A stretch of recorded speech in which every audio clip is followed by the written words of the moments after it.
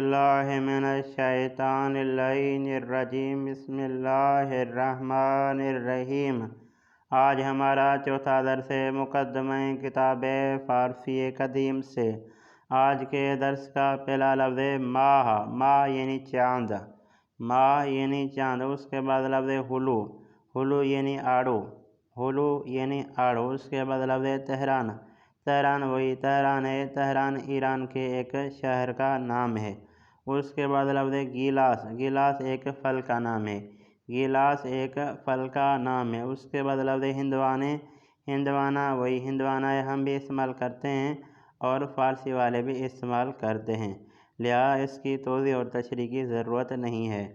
उसके बाद लफ्ज़ है यख। यख यानी बर्फ़, यख यानी बर्फ़। उसके बाद लफ्ज़ है बर्ग। बर्ग यानी पत्ता, बर्ग यानी पत्ता। उसके बाद लफ्ज़ है चश्म। चश्म यानी आँखें, चश्म यानी आँखें। उसके बाद लफ्ज़ है शमा। शमा वही शमा, ये उर्दू में भी इस्तेमाल होता है और फ़ारसी में भी इस्तेमाल हुआ है। उसके बाद लफ्ज़ है कूदक। कूदक यानी बच्चा, कूदक यानी बच्चा। उसके बाद लफ्ज़ है गुर्ग। गुर्ग यानी भेड़िया, गुर्ग यानी भेड़िया। उसके बाद लफ्ज़ है बारान। बारान यानी बारिश, बारान यानी बारिश। उसके बाद लफ्ज़ है गुलाबी।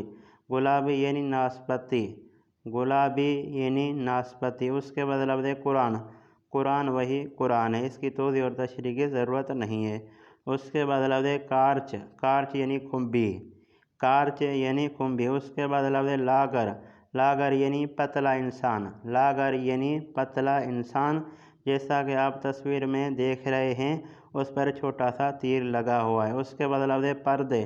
पर्दे वही पर्दे, हम भी जो खिड़कियों के पर्दे होते हैं उसको पर्दे बोलते हैं और फ़ारसी वाले भी उसको पर्दे ही कहते हैं। उसके बाद लफ्ज़ है काबे। काबे वही काबा है, फ़कत तलफ़्फ़ुज़ का फ़र्क है जो मैंने आपको बता दिया। हम कहते हैं काबा, फ़ारसी वाले कहते हैं काबे। उसके बाद लफ्ज़ है दंदान। दंदान वही दांत, दंदान वही दांत। उसके बाद लफ्ज़ है अकरब।